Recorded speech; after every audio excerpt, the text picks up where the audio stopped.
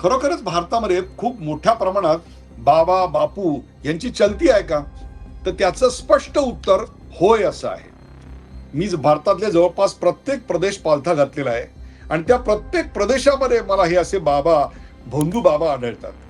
भारतामध्ये तर ज्यांच्या स्टोरीज मी स्वतः रिपोर्ट केलेल्या आहेत असे अनेक जण आहेत. तुम्हाला सांगतो, नित्यानंद स्वामी, ज्यांचे सेक्स व्हिडिओज एका दाक्षिणात्य अभिनेत्रीच्या सोबतचे गाजलेले होते. गुरमीत राम रहीम, डेरा सच्चा सौदा आणि तिथले अत्याचार सगळ्यांच्या समोर आहेत. सीबीआयनी या सगळ्या बलात्काराच्या केसेसची इन्क्वायरी देखील केली. आसाराम बापू, त्यांच्या आश्रमात तर चक्क मृत्यू घडला आणि प्रत्यक्ष त्यांच्यावरच बलात्काराचे आरोप झाले.